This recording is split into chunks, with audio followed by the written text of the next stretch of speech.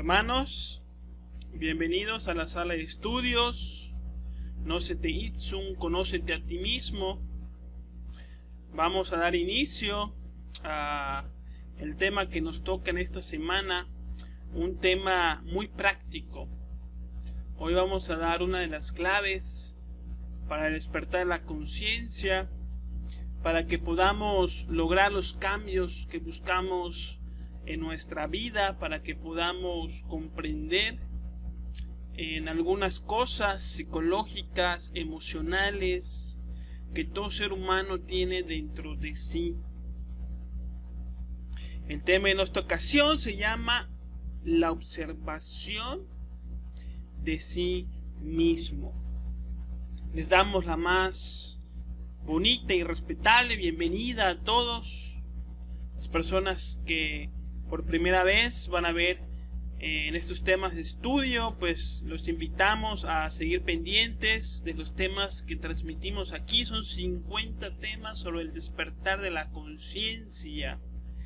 Estudiamos las leyes de la naturaleza, estudiamos al hombre en sí mismo, su psicología, estudiamos las enseñanzas de los grandes maestros de la sabiduría universal, de dónde venimos, para dónde vamos, y todo el conocimiento lo entregamos siempre de manera gratuita y desinteresada. Lo hacemos por amor, lo hacemos en el interés de participar en la evolución de la conciencia del planeta y de toda la humanidad.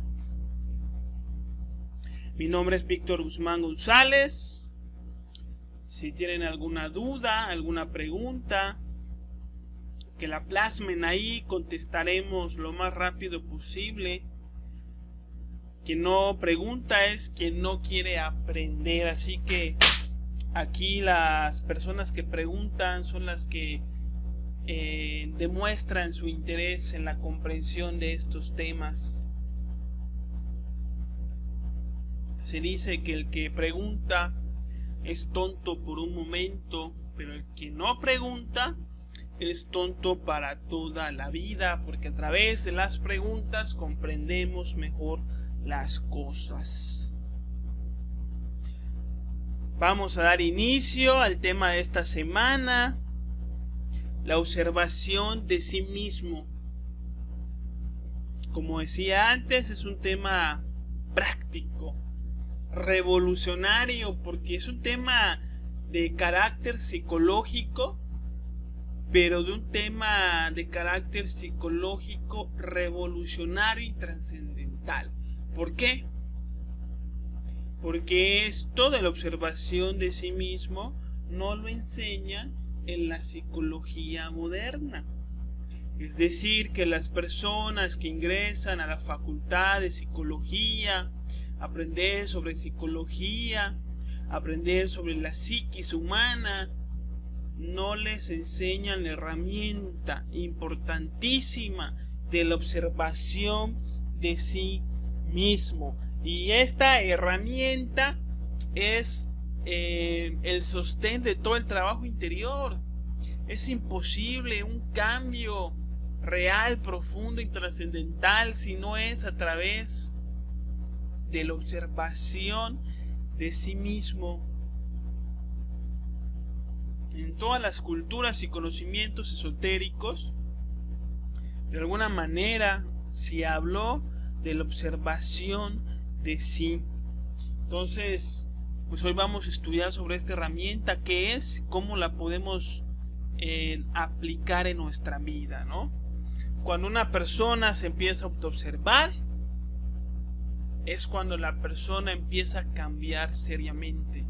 Es cuando la persona realmente empieza a hacer un trabajo sobre sí. Pero antes de hablar sobre la observación de sí mismo, vamos a hablar un poquito acerca de la observación en general. ¿Qué es observar? Para que después podamos agarrar esa observación y llevarla al interior de cada uno de nosotros. Bienvenidos a la sala de estudios, el conocimiento de sí mismo. No se les olvide de compartir estos conocimientos, porque la enseñanza es siempre responsabilidad de todos nosotros. Y nos vamos a la primera diapositiva, a ver qué tenemos. Bueno, la observación. Decimos que la observación es la capacidad que tenemos para percibir objetos y fenómenos por medio del sentido de la vista. Algo muy sencillo, algo muy común, ¿sí? Como lo vemos en estas dos imágenes. Pero resulta que la enseñanza del despertar de la conciencia, la observación adquiere una connotación y un alcance mucho más profundos. Decimos en estos estudios gnósticos que la observación es la herramienta del sabio. Es por medio de la observación que podemos acceder al descubrimiento, al entendimiento y a la toma de conciencia de todos los fenómenos que componen la vida. Entonces entramos en esta dicotomía, ¿no? Si todos podemos observar, porque todos tenemos pues, ojos, ¿sí? A excepción de las personas que temporalmente pues están ciegas, ¿no? Pero pues de manera generalizada todos tenemos ojos, todos podemos ver. Entonces, ¿por qué hay tan pocos sabios? ¿Por qué hay tan poca gente que realmente sabe vivir? Es decir, si tenemos ahorita en el planeta, no sé, entre 6.000 y 10.000 millones de habitantes, entre esta gente, ¿cuántos ustedes consideran que tienen la sabiduría de un Buda, de un Gautama Siddhartha Buda, de un Jesús de Nazaret, de un Lao Tse, de un Hermes Trismegisto, de un Quetzalcóatl, etcétera? ¿Cuántas personas han alcanzado una comprensión de la vida de este nivel? Diremos que muy pocas. Si hay, ¿cuántos diríamos? No sé, 10, 20 personas con una sabiduría similar. Estamos hablando, creo que de mucho, ¿no? De muchas personas. Entonces, ¿qué pasa si decimos en estos estudios que la observación es la herramienta del sabio y todos nosotros tenemos esa facultad de observación? Entonces, ¿por qué no somos sabios? Como decía el Maestro Jesús, el Cristo, porque teniendo ojos no vemos. Resulta que nosotros para ver no solamente necesitamos el ojo está conectado a la mente, pero la mente a su vez está conectada con la conciencia.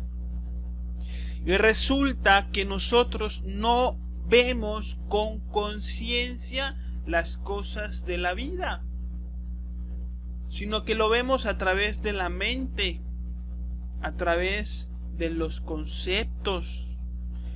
Nuestra visión es meramente superficial. Solamente vemos las apariencias y no logramos observar los contenidos místicos, esotéricos, espirituales, religiosos, que se esconden detrás de todos los fenómenos y de todas las cosas. Por ejemplo, Maestro Jesús en el Evangelio de Tomás decía, ¿sí? Si levantas un pedazo de madera, si partes un pedazo de madera, ahí me encontrarás. Si levantas una piedra, ahí me encontrarás. Y donde sea que tú mires a ver, ahí estaré. Pero esta enseñanza de Jesús nos queda completamente grande, pues porque nosotros miramos a ver y no, levantas una piedra y no hay nada ahí, partes un pedazo de madera y tampoco hay nada ahí. ¿Sí? ¿Qué es lo que pasa con nosotros? Que teniendo ojos no vemos, observamos con la conciencia dormida. Nuestra observación es superficial. Cuando nosotros aprendemos a observar con conciencia, entonces rescatamos la sabiduría de la vida a través de las experiencias que tenemos que vivir. Observando con conciencia, las cosas son muy diferentes. Las cosas que las gentes dicen que son normales, a través de los ojos de la conciencia, resulta ser absurdas, ridículas, contradictorias. ¿Sí? Cuando vemos, por ejemplo, a la gente fumar, si lo vemos a través de nuestros conceptos mentales, lo veremos normal. Pero si lo vemos a través de la conciencia, entonces nos llega la enseñanza cuando vemos a una persona fumar. Solamente al observar, sin pensar, ¿sí? Nos llega la enseñanza y nos preguntamos, bueno, ¿y para qué hacemos esto? ¿De qué nos sirve fumar? ¿Cuánto dinero gastamos? ¿Y qué conseguimos? Nada. Es un vicio que no tiene sentido. Pero esto solamente está al alcance de las personas que pueden ver, que teniendo ojos pueden ver, es decir, que pueden observar no solamente con los ojos, sino también con la conciencia. Vivimos y ni siquiera sabemos para qué vivimos, y nadie se pregunta para qué vivo, qué hago aquí, por qué esto tiene que ser así. Esto solamente se lo preguntan las personas que son observadoras, quienes desarrollan la mística, la verdadera espiritualidad. Quienes no observan con conciencia solamente ven cosas y se quejan de esas cosas que ven porque no las entienden, y no las entienden porque no las observan. Por ejemplo, en el campo de la ciencia, la observación es la herramienta esencial de todos los estudios científicos, en los que se apoyan todos los científicos y en lo que se respaldan todos los avances científicos. Ningún descubrimiento en el campo de la ciencia moderna y oficial se pudo haber llevado a cabo si no fue a través de grandes observaciones. Desde las constelaciones, con Galileo Galilei, que a través de sus observaciones se dio cuenta que todos los planetas giraban alrededor del Sol, porque en aquella época se creía que todos los planetas, inclusive el Sol, giraban alrededor de nuestro planeta. Sí, cuando uno pues ve el Sol en una posición a las 10 de la mañana, y si uno observa el Sol a las 2 de la tarde, pues se va a dar cuenta que que el Sol está en otra posición. Entonces, qué fácil es observar. Pues el Sol se mueve. El Sol ya se movió. Primero estaba en este punto y ahora está en el otro punto. El resultado de una observación superficial. Pero Galileo Galilei, ese sí que observaba con conciencia, y con su observación logró descubrir de que no es el Sol el que gira alrededor del planeta, sino que es el planeta el que gira alrededor del Sol. Y cuando uno decía, es que el Sol ya se movió, Galilei contestaba, no, el Sol no se mueve, quien se mueve somos nosotros. Y por esto fue acusado en los tiempos de la Inquisición por la Iglesia Católica. ¿Sí? Y al final Galileo Galilei fue acusado y para no ser sentenciado a muerte tuvo que negar su teoría. ¿Sí? Pero bueno, eso ya es otra cosa. El descubrimiento desde las constelaciones hasta los átomos, cómo se descubrió el átomo. ¿Sí? ¿Será que una persona se puso a pensar y a pensar hasta que descubrió el átomo? No, eso no es así. El pensamiento sirve muy poco en el campo de la ciencia. Lo que sirve es la observación. A través de la observación se descubrieron los átomos, las moléculas, los electrones que giran a través de los átomos, etcétera. Los científicos modernos ahora deben estar estudiando el COVID-19 o el coronavirus a través del sentido de la observación. ¿No es cierto? Como es un virus entre comillas y relativamente nuevo, ¿sí? Los científicos modernos no se pueden apoyar en ninguna teoría para estudiar ese virus, no del todo. Tienen que observar el virus como si fuese la primera vez para conocer su conducta, su estructura, de qué está hecho, para poder llegar a una supuesta cura, ¿no? Entre comillas. Pero todos los avances de la ciencia son posibles a través de la observación. Si nosotros pudiéramos observar nuestra existencia de la manera en la que Galileo Galilei observó los cielos, ¿sí?, pues descubriríamos muchísimas cosas en nuestra vida. La observación nos permite descubrir las irregularidades de lo observado. Por ejemplo, si el coche está fallando, lo llevamos con el mecánico y le decimos al mecánico, el coche está fallando. Pero nosotros obviamente no sabemos qué tiene el coche, ¿no? Y el mecánico tampoco, porque no es adivino. Entonces, ¿qué hace el mecánico para reparar el coche? Primero observa el coche, sin meter mano, sin hacer absolutamente nada, solamente observa.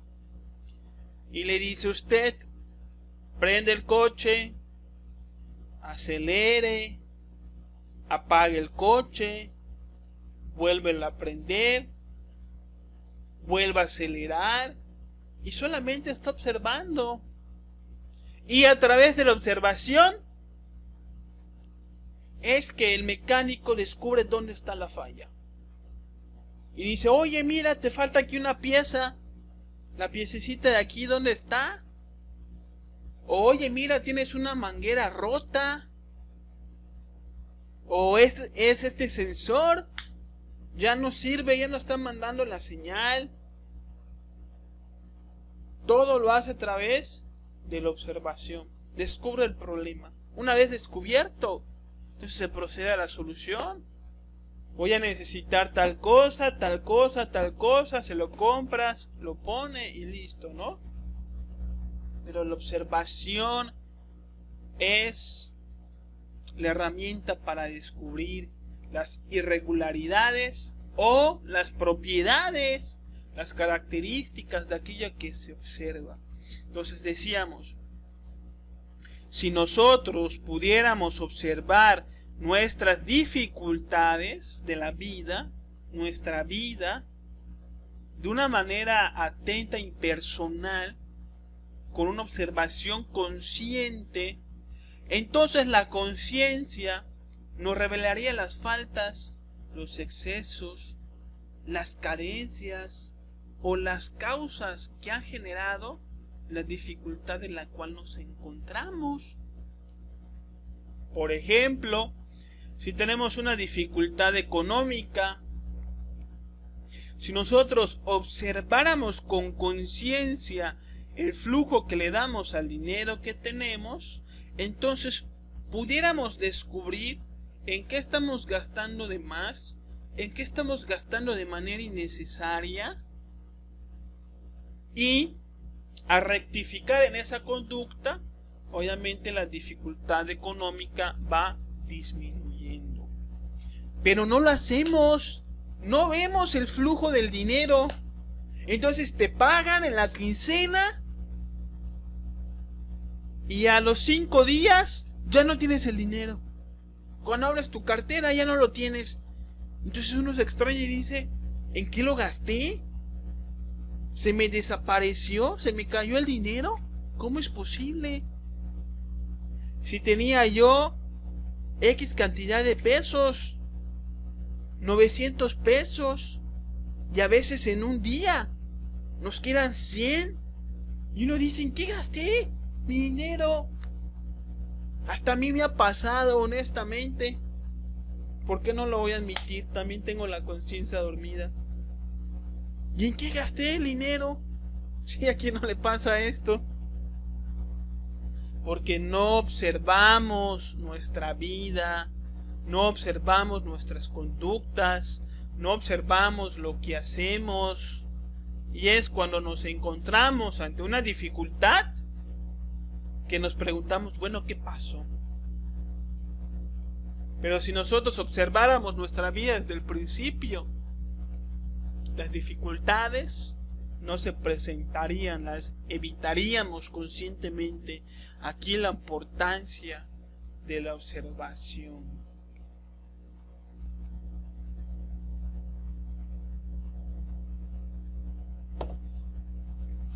Aquí hay una cuestión bien interesante, que es que la observación está condicionada por los gustos del ego. El ego limita la capacidad de observar. Resulta que solamente tenemos disposición o la capacidad de observar aquello que nos gusta, y lo demás siempre pasa desapercibido. Por ejemplo, si a una persona le gustan los coches, ¿sí? Si pasara un Ferrari o un Lamborghini, no sé qué coche es este, pues a su vista, ¿no?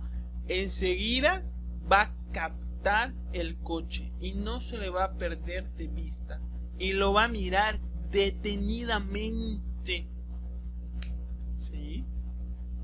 Si a una mujer le gusta mucho irse de compras, pues cuando pasa en una tienda que está exhibiendo pues las bolsas, los zapatos de esta manera, entonces observa los zapatos con una atención increíble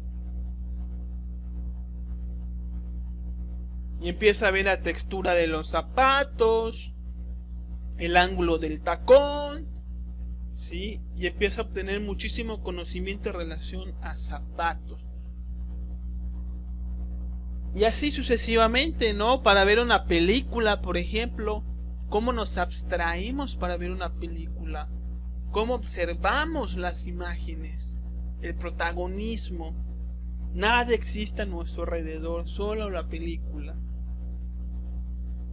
¿Sí? Solamente prestamos atención a aquello que nos interesa. ¿Y qué nos interesa? Aquello que nos da una clase de gusto, placer, satisfacción, importancia personal, etc. Y la sabiduría es espontánea e impredecible. No sabemos de dónde, de qué forma y cómo nos va a llegar. Y si nosotros no aprendemos a prestar atención a la vida en sí, esta siempre pasará inadvertida. ¿Sí? Las respuestas de la vida que tanto buscamos resulta que siempre están en nuestras narices, pero que nunca lo vemos, nunca nos damos cuenta, porque la sabiduría de la vida no forma parte de los intereses personales, no forma parte del yo psicológico, del ego. Si nosotros aprendemos a salir a la calle, que es la recomendación que les doy, siempre con la disposición de aprender algo nuevo en relación al espíritu, entonces vamos a ver cuántas cosas vamos a aprender en la vida, en la oficina, en la calle, en el supermercado, muchísimas cosas que podemos aprender de la vida si aprendemos a observarlas, si estamos abiertos a observar la vida. ¿Sí? A veces no queremos observar la vida porque no queremos ver que muchas costumbres, tradiciones, ¿sí?, en hábitos que tenemos son tontas, contradictorias, si no tienen ningún sentido, y entonces pues nos hacemos a los ciegos, ¿no? Pero si uno quiere despertar la conciencia, es bien importante pues estar abiertas a ella, la sabiduría, las respuestas de la vida están siempre en nuestras narices. Hay que aprender a ver a Dios en todas las cosas, ¿no? Bueno, continuamos. Y ya hablamos un poquito de la observación. Y ahora vamos a hablar de la autoobservación. La observación de sí. ¿Qué es la observación de sí? Bueno, pues es llevar el sentido de la observación al mundo interior. Observar quiénes somos realmente. Observar qué es lo que está pasando en uno mismo de instante en instante. Observarse a sí mismo, pero no en un espejo como lo estamos viendo en la imagen. La imagen es pues de una manera metafórica, ¿no? Cuando hablamos de autoobservarnos, pues no hablamos de vernos en un espejo y ver nuestro cuerpo físico, sino hablamos de vernos a nosotros mismos como somos por dentro, ¿sí? Lo estamos simbolizando con un espejo, ¿no? Que aprendamos a vernos tal y como somos. A diferencia de la observación exterior que tenemos el sentido de la vista, para la observación interior tenemos otro sentido, un sentido de extrapercepción, ¿sí? Que es un sentido que está relacionado con la glándula pineal y la glándula pituitaria, y este sentido se conoce en todos los conocimientos esotéricos y culturas, ¿sí? Y se le conoce como el tercer ojo, como el ojo de Brahma, el ojo de Horus. Este es el ojo de Horus donde está la flechita, ¿sí? Aquí vemos en la filosofía hindú cómo las mujeres y las personas en general de la India se ponen un punto rojo en el entrecejo, haciendo referencia al tercer ojo, al ojo de Brahma, ¿sí? En esta imagen que se le conoce como la mano de Fátima, ¿sí?, tenemos aquí el ojo también, el jainismo, ¿sí? Esta es una escultura maya donde también podemos ver cómo tienen una figura en el entrecejo o arriba del entrecejo. Está muy relacionado con el ojo que todo lo ve, ¿sí? Que es una imagen, esta es de una iglesia en Rusia, donde existe el triángulo y el ojo que todo lo ve, que inclusive está en el dólar, ¿no?, estadounidense. Todas estas alegorías hacen referencia a un ojo interior, a un ojo espiritual. Obviamente este ojo no es como el ojo físico, ¿sí? El ojo interior no tiene párpado, ¿sí? No tiene pupila, no tiene pestaña.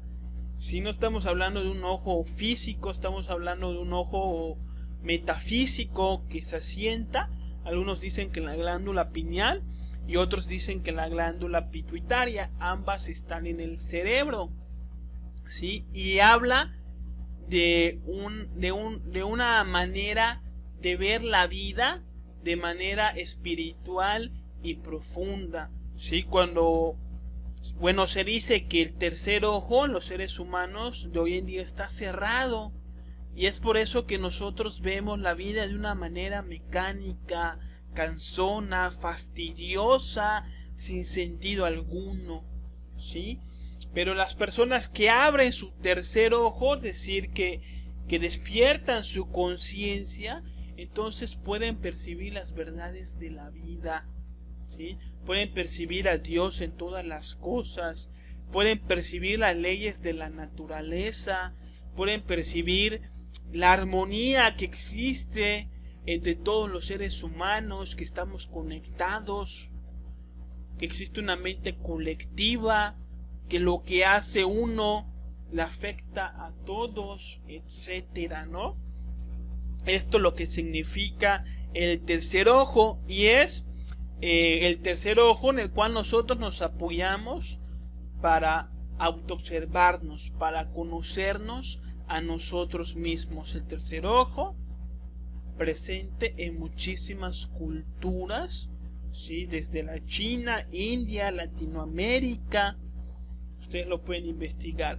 Ya después de esto, obviamente, el ser humano se degeneró y empezaron las conspiraciones y las teorías conspiranoicas a su vez, y el tercer ojo agarró una connotación conspiranoica, ¿sí?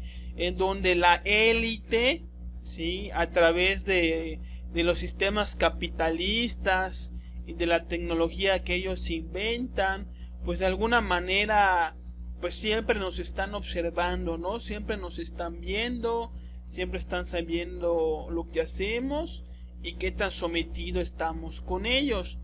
Eso también tiene su verdad, pero ese ojo que todo lo ve, que se plantea en relación a esta élite y este tipo de conspiraciones, es otra cosa. Eso ya es un ojo completamente degenerado. No es el ojo de Horus, no es el ojo de Brahma, ¿sí? No es el ojo de la sabiduría de todas las culturas. Esa es una alegoría alternativa, ¿sí? De un grupo de personas que se creen dueños del mundo y que se dedican al control de las masas. También utilizaron el símbolo del ojo, pero esa es otra cosa, es una alegoría alterna. No estamos hablando nosotros de eso. Cuando hablamos del tercer ojo, de la mano de Fátima, del ojo de Horus o del ojo de Brahma o Bindi, ¿sí? Estamos hablando de una facultad espiritual que no tiene nada que ver con estos temas conspiranoicos, ¿sí? Y en esto nos vamos a facultar, a apoyar, ¿sí? Para hacer el conocimiento de sí mismo, ¿sí? Tenemos el tercer ojo cerrado, la conciencia dormida, ¿sí? Sucede que en la escuela nosotros pues no nos enseñan a autoobservarnos. En la escuela nos enseñan a leer, a pensar, a sumar, a escribir, pero nunca nos enseñan a observarnos a nosotros mismos. No sabemos observarnos, ¿sí? Y la falta de autoobservación genera un autoengaño. La falta de autoobservación hace que nosotros no podamos tener una noción real de todos los defectos que tenemos. Y nos autoengañamos, creemos que somos muy buenas personas. Creemos que somos muy buenos. Y ese es un autoengaño. Y ese autoengaño es falta de autoobservación. Si aprendiéramos a observarnos tal y como somos, veríamos la pobreza espiritual que todos tenemos. ¿Sí? Nos enseñan a pensar, y el pensamiento es funcional, sirve para muchas cosas, pero cuando pensamos demasiado, entonces se obstruye la facultad de observación y de autoobservación, ya que no podemos estar pensando y observando al mismo tiempo. O pensamos o observamos, y como todo tiempo estamos pensando, entonces concluimos que nunca observamos nada. Entonces salimos a la calle, nos encontramos con un amigo, nos saluda, nos levanta la mano desde 2 metros de distancia, ¿sí? Desde su sana distancia, y no lo vemos. Resulta que no lo vimos. O estamos en el camión observando el camino, y cuando nos damos cuenta ya nos pasamos de la ubicación, porque estábamos viendo de una manera superficial, no estábamos observando. ¿Y por qué? Porque estamos siempre pensando, metidos en charlas internas, metidos en fantasías, y entonces así no nos damos cuenta de las cosas que pasan realmente. Entonces, si queremos aprender a autoobservarnos, debemos de frenar la mente y dejar de pensar tanto, ¿sí? Y poner en nuestra parte, ya que la autoobservación es voluntaria. Se necesita energía y se necesita voluntad, la intención. No se va a dar por sí sola, ¿no? Al autoobservarnos, descubrimos la realidad de nuestro desorden interior, descubrimos la realidad del ego, descubrimos la realidad de nuestros yoes. Una cosa es que tengamos el concepto de que tenemos un ego, porque lo leímos de algún libro, o porque lo escuchamos en alguna conferencia como en esta. Pero otra cosa es que a través de la autoobservación uno conozca su propio ego, uno conozca los famosos yoes, los agregados psíquicos, los defectos psicológicos que hablamos en estos estudios. Una cosa es estudiarlos en un temario, en una conferencia, y otra cosa es verlos en actividad, cuando surgen de manera espontánea. Esto solamente es posible a través del sentido de la autoobservación. Cuando aprendemos a autoobservarnos, veremos que nuestra psicología es una bodega o un cuarto completamente abandonado y desordenado, todo sucio. Tenemos un montón de conceptos contradictorios, un montón de creencias fantasiosas llenas de superstición, y cosas que, como una bodega llena de cosas que no sirven, y no nos damos cuenta porque nunca hemos observado nuestros contenidos psicológicos. Cuando aprendemos a autoobservarnos, descubrimos nuestra pobreza espiritual, descubrimos nuestra poca capacidad de manejar la mente, descubrimos cómo nuestros defectos psicológicos nos controlan, nos mueven, nos engañan, nos usan. Nos damos cuenta que no tenemos poder sobre nuestros pensamientos, que somos demasiado pesimistas, que nos creemos mejor de lo que somos. Sí, descubrimos nuestra pobreza espiritual. Y decía el Maestro Jesús: dichosos los pobres de espíritu, porque de ellos es el reino de los cielos. A esto se refería el Maestro Jesús, a que conozcamos nuestra pobreza espiritual. ¿Sí? Aquellos que ya conocen su pobreza espiritual serán dichosos en el reino de los cielos. ¿Por qué? Porque solamente cuando una persona conoce su pobreza espiritual, es que tiene la oportunidad de cambiarla. Es que tiene la oportunidad de trabajar sobre ella. Si no, ¿cómo? Mientras las personas, por ser cristianos, o por ser católicos, por ser mormones, sí, por ir a misa, se crean así espirituales, espiritualoides, mejor dicho. Si están lejos del reino de los cielos, no ven sus defectos, no trabajan sobre ellos. Creen que por ser cristianos, mormones, musulmanes, budistas, ya son grandes personas. Hay que aprender a autoobservarnos y vernos tal cual somos.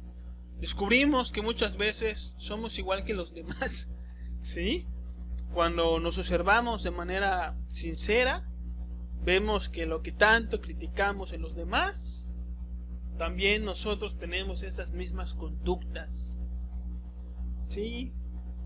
Pero somos bastante orgullosos y no queremos ver estas cosas. Y por eso se dice que no hay peor ciego que aquel que no quiere ver. Si ustedes quieren despertar la conciencia, es preciso que aprendan a autoobservarse.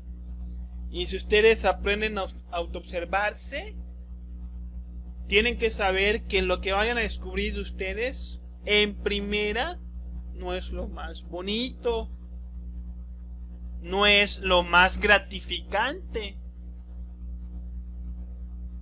no es lo más bello, ¿sí?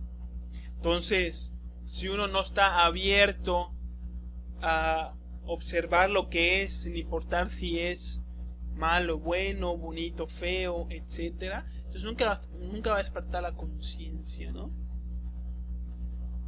Así que la autoobservación es solamente para las personas que seriamente quieren cambiar.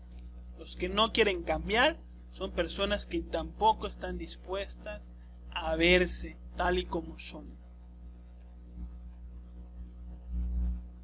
A través de la observación podemos observar cuando tenemos conductas equivocadas, cuando estamos siendo competitivos, agresivos, tiranos, criticones, y pues todas estas cosas generan todos los problemas que tenemos en la vida.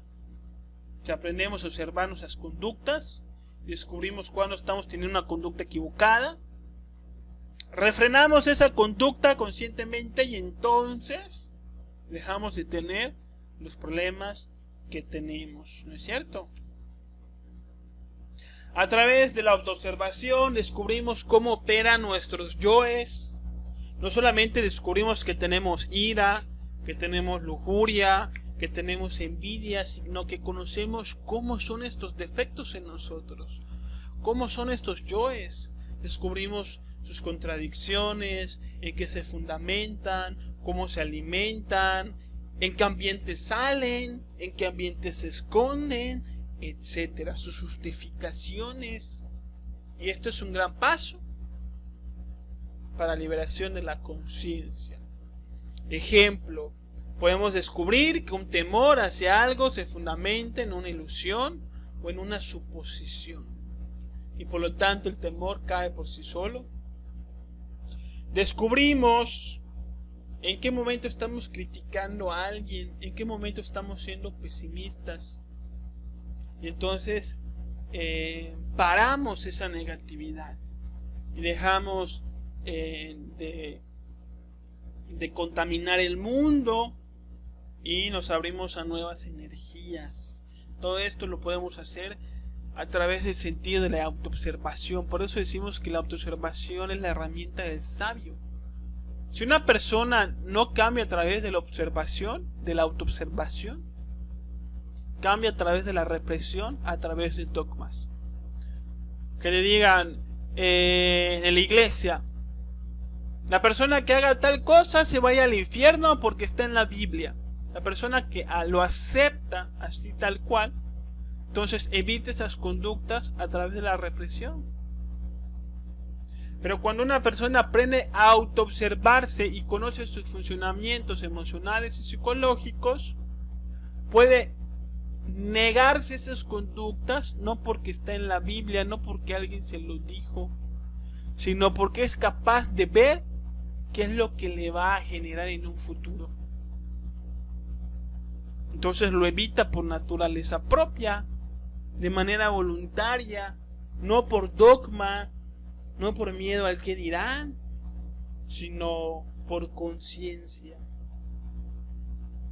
Esto es la herramienta más importante, despertar de la conciencia. Y es un poco, para mí, lamentable que hoy en día en algunos grupos esotéricos no se hable de esta herramienta. No se haga énfasis de la importancia de observarse a sí mismo.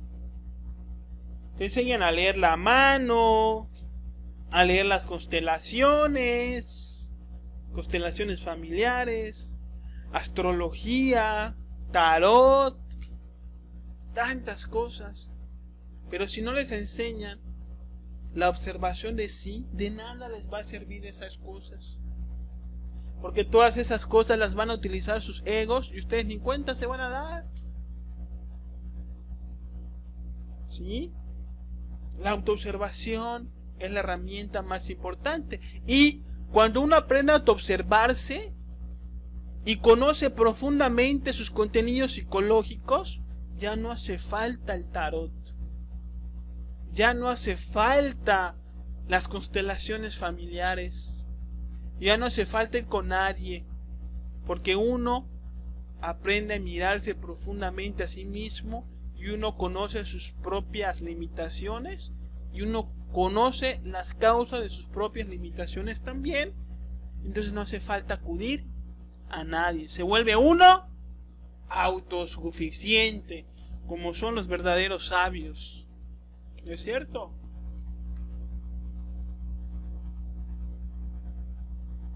Entonces, ¿qué podemos observar en nosotros mismos? Bueno, pues ya hablamos el tema de los 7 centros de la máquina humana, ¿sí? Hay que observar atentamente cada centro, ir conociendo cómo funcionan de manera natural y cómo funcionan a través de los diferentes yoes que tenemos dentro, ¿no?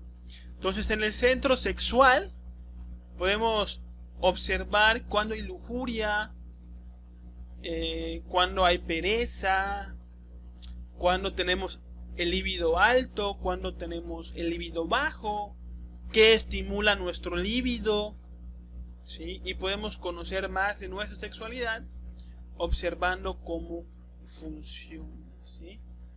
Digo la pereza porque cuando los hombres tenemos mucha pereza, despierta nuestro líbido. Eso es algo bien curioso, ¿sí? Pero bueno, ahí que uno lo vaya viendo. Podemos observar nuestro centro instintivo. Podemos observar la respiración. Si observamos nuestra respiración en algún momento, podemos descubrir, por ejemplo, que estamos muy agitados, que no estamos respirando como debe de ser. Podemos observar nuestra digestión y podemos saber cuando ya comimos lo suficiente. Podemos observar la temperatura del cuerpo, entre otras cosas, descubrir. Porque creemos que conocemos el cuerpo, pero realmente no lo conocemos. Podemos observar nuestras emociones, deseos, gustos y disgustos, qué es lo que nos gusta, qué es lo que no nos gusta, observar. No es lo mismo conocer que observar.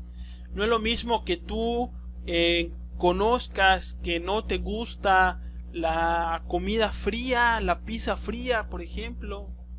Pero otra cosa es que cuando te llega una pizza fría, observes tú el movimiento de esa emoción que llamamos disgusto, con todos sus contenidos. Eso es observar. Conocer nunca es observar. Tú puedes conocer que estás sentado en una silla, pero eso no quiere decir que la estés observando, de qué color es, su forma, su estructura, su condición. Conocer no es observar. Hay que observar nuestros gustos, hay que observar nuestros deseos y podemos conocer sus contradicciones. Podemos conocer sus limitaciones. sus contenidos y despertar la conciencia a través de ello. Hay que observar nuestros pensamientos, nuestras charlas internas, las ilusiones, proyecciones, los recuerdos. Hay que observar nuestras conductas, reacciones, nuestra forma de hablar, nuestra forma de caminar. Ahí vamos a conocer muchísimo de nosotros mismos. Vamos a conocer cómo operan nuestros defectos psicológicos en estos 5 cilindros de la máquina humana. Y la autoobservación, que es una herramienta, se lleva a la práctica 24/7, 24 horas al día, 7 días a la semana. Así cuando te despiertas, prendes la luz de tu cuarto, así tienes que prender la luz de la conciencia y empezar a autoobservarse. Hay que observarnos a nosotros mismos en todos los ambientes y con todas las personas. Porque en unos ambientes somos de una manera y en otros ambientes somos de otra manera. Cuando estamos con unas personas somos de una manera, cuando estamos con otras personas somos de otra manera. Entonces hay que observarnos a nosotros mismos para conocer los egos que tenemos.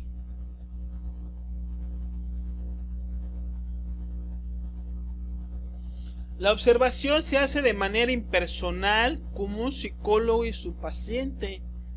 Tenemos que generar algo que se conoce como el observador y el observado, un desdoblamiento psicológico que habla muy bien Gurdjieff y su discípulo Ouspensky en el libro del Cuarto Camino. Lo pueden leer muy bien. También les invito a leer el libro de Tratado de Psicología Revolucionaria del maestro Samael Aun Weor, ¿sí? Fundador de estos estudios.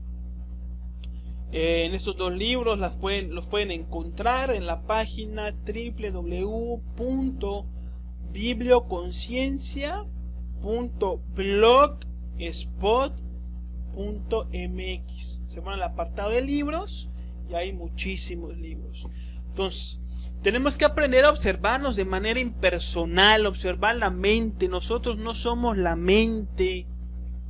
Nosotros no somos muchas veces quien pensamos, sino que la mayoría de las veces los yoes piensan por nosotros. Y nosotros nos identificamos con estos yoes y creemos que somos estos yoes. Pero con la observación de sí, surge este desdoblamiento que nos permite en estudiar la conducta de estos yoes, así como un psicólogo estudia la conducta de su paciente, ¿no? Entonces, cuando un paciente va a un consultorio, se acuesta, ¿no? Le dice el psicólogo: recuéstate, relájate y cuéntame qué te pasa. Y entonces el paciente empieza a hablar que mi vida ya no la soporto, mi matrimonio, el trabajo, esto, lo otro. Y se dan cuenta que el psicólogo siempre mantiene una visión impersonal. Si el paciente se molesta, el psicólogo no se molesta. Mantiene una postura impersonal. Si el paciente se pone a llorar, el psicólogo no se pone a llorar. Si no se identifica con lo que la persona le está contando, y al no identificarse no siente lo que la persona le está contando, y al mantener esa visión impersonal puede detectar qué es lo que le pasa a la paciente en ese momento, qué es lo que tiene, la puede orientar.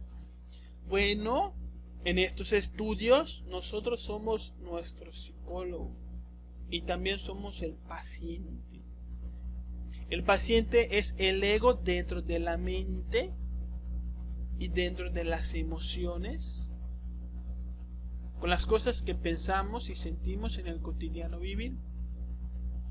Y la conciencia es esa parte receptiva que juega el papel del psicólogo, que observa la mente de manera impersonal, sin agregar etiquetas, sin juicios, sin pretextos, sin justificaciones, sin culpas, simplemente lo observa.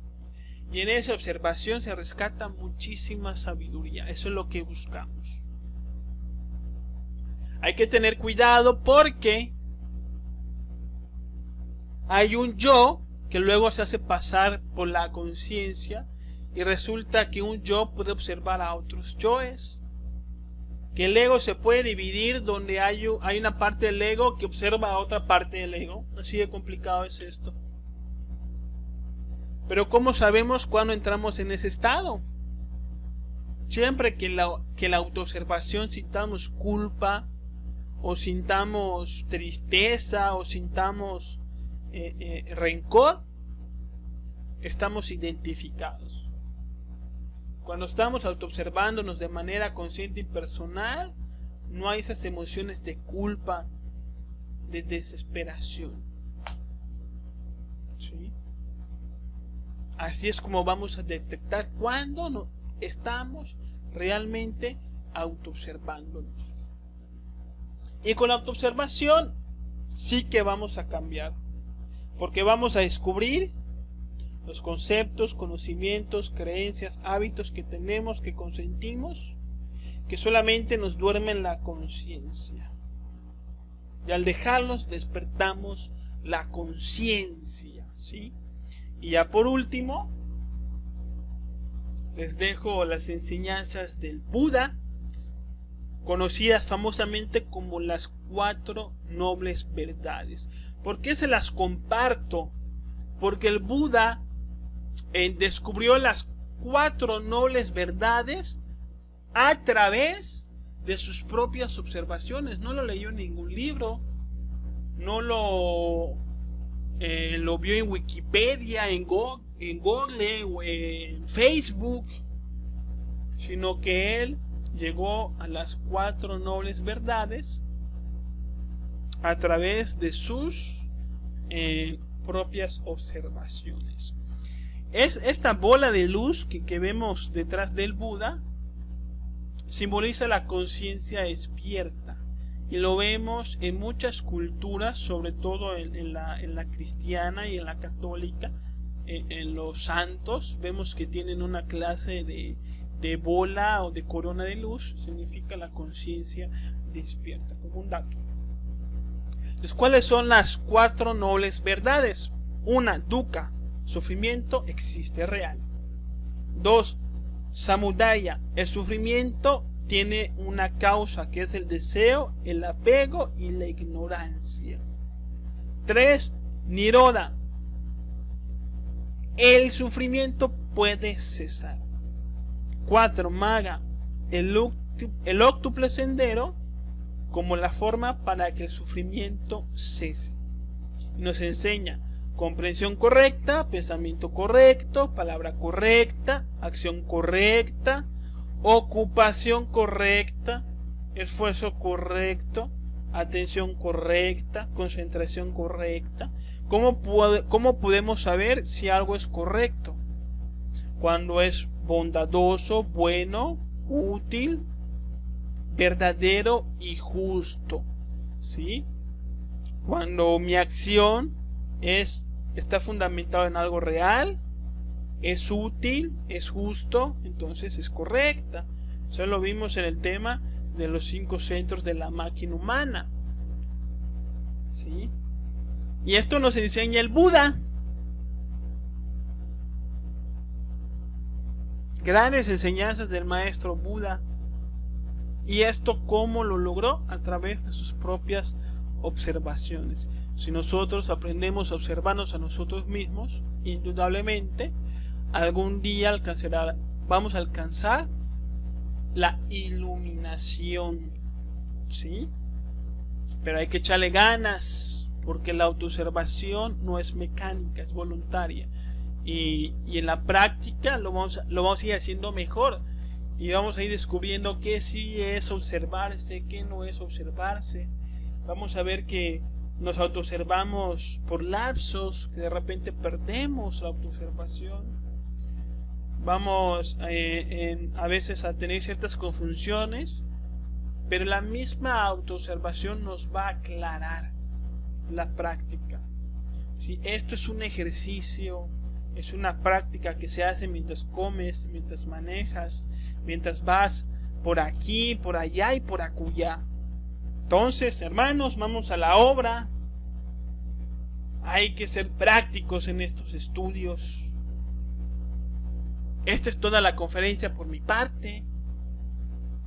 Hagan sus preguntas, cualquier cosa que tengan, que quieran comentar, adelante, que lo comenten en la publicación y le daremos respuesta lo más rápido posible. Muchas gracias por compartir con nosotros esta enseñanza. Esperemos que les sirva de algo de corazón, y si lo consideran importante, entonces que lo compartan en las redes sociales para que les llegue a otras personas. Me despido mandándoles salud, fuerza en estos tiempos del coronavirus, fuerza, meditación, salud, conocimiento, tranquilidad y muchos anhelos espirituales. Nos vemos la próxima semana y paz fraternal, hermanos míos. Gracias por estar aquí.